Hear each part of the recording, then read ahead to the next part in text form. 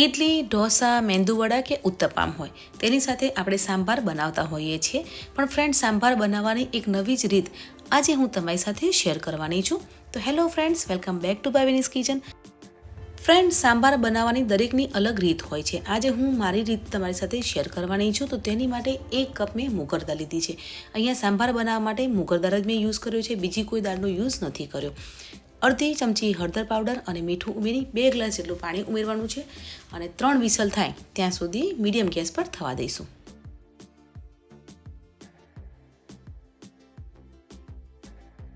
હવે આપણે શાકભાજીને ચોપ કરી લઈશું. તો તેની માટે 4 મીડિયમ સાઇઝની ડુંગળી, રવૈયા લીધા છે, સાથે દૂધી, 2 ટામેટા લીધા છે અને સરગવો લીધો છે. જે રીંગણ લીધા છે તેને મીડિયમ સાઇઝમાં કટ કરી લઈશું. તે જ રીતે દૂધીને પણ કટ કરી લેવાની છે.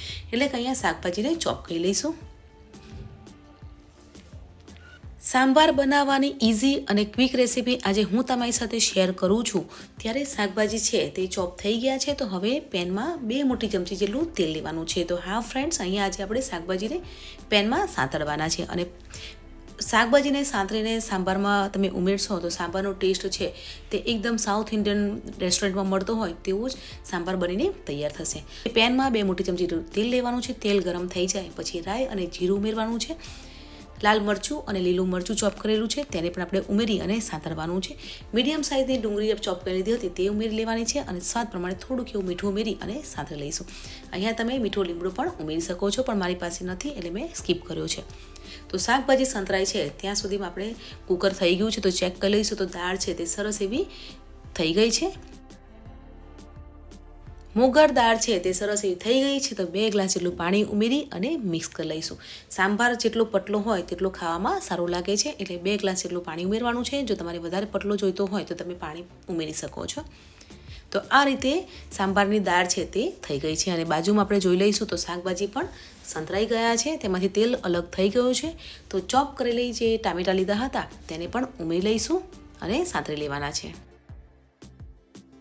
સાથે અહીંયા રીંગણ અને દૂધી સમારીને લીધી હતી તેને પણ ઉમેરી અને સાંતળી લેવાની છે અને દૂધી થોડી સોફ્ટ થાય ત્યાં સુધી સાંતળી લઈશું. અહીંયા આપણે શાકભાજીને વધારે કૂક નથી કરવાના, કેમ કે આપણે સાંભારમાં ઉમેરશું ત્યારે પણ થોડા કૂક થશે, એટલે 2 મિનિટ માટે સાંતળવાના છે.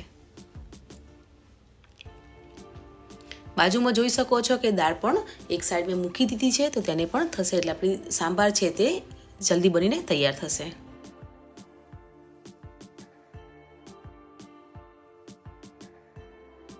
બે સરગવાની સ્ટીક લીધી છે, તેને આ રીતે નાની સાઈઝમાં કટ કરી અને ઉમેરી લઈ અને સાંતળી લેવાની છે.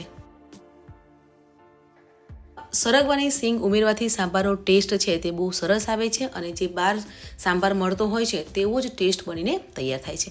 અહીંયા સાંભારનો મસાલો યુઝ કર્યો છે. તમે 3 મોટી ચમચી જેટલો સાંભારનો મસાલો ઉમેરી અને મિક્સ કરી લઈશું.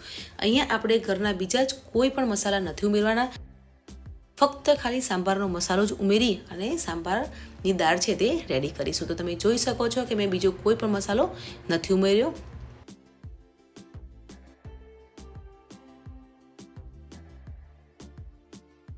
સાંભારનો મસાલો રેડી થઈ ગયો છે, તો તેને દાળમાં ઉમેરી લઈશું અને આ જ મસાલા ઉમેરવાથી જે સાંભારનો ટેસ્ટ આવે છે જે રેસ્ટોરન્ટમાં મળતો હોય તે જ ટેસ્ટ બનીને તૈયાર થાય છે. તો બધો મસાલો આપણે દાળમાં ઉમેરી લેવાનો છે અને કડાઈમાં થોડું પાણી ઉમેરી અને તે પાણી પણ દાળમાં લઈ લઈશું. ફ્રેન્ડ્સ, તમે આ રીતે સાંભાર બનાવશો તો સાંભાર છે તે એકદમ રેસ્ટોરન્ટ જેવો બનીને તૈયાર થશે. તેનો ટેસ્ટ પણ સાઉથ ઇન્ડિયન જેવો જ આવશે, હું તમને ગેરંટી આપું છું. તો પરફેક્ટ એવો સાંભાર છે તે બનીને તૈયાર થઈ ગયો છે અને જો તમને સરગવો ના ફાવતો હોય તો તમે સરગવાની સ્ટીકને બહાર લઈ શકો છો. આ સાંભાર છે તે તમે ઇડલી, ઢોસા, મેંદુવડા સાથે પણ તમે ખાઈ શકો છો અને ઉત્તપમ સાથે પણ સર્વ કરી શકો છો. તો ઉપરથી લીલા દાણા ઉમેરી અને મિક્સ કરી લઈશું. તો પરફેક્ટ એવો સાઉથ ઇન્ડિયન સ્ટાઇલ સાંભાર છે તે બનીને તૈયાર થઈ ગયો છે. તો ગરમા ગરમ તેને સર્વિંગ પ્લેટમાં સર્વ કરીશું.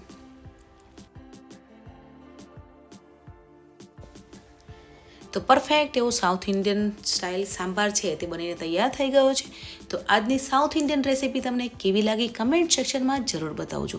વિડીયોને લાઇક કરજો, શેર કરજો અને મારી ચેનલ ભાવિનીસ કિચનને સબસ્ક્રાઈબ કરવાનું ના ભૂલશો. મળીએ છીએ નવી રેસીપી સાથે. ત્યાં સુધી બાય બાય.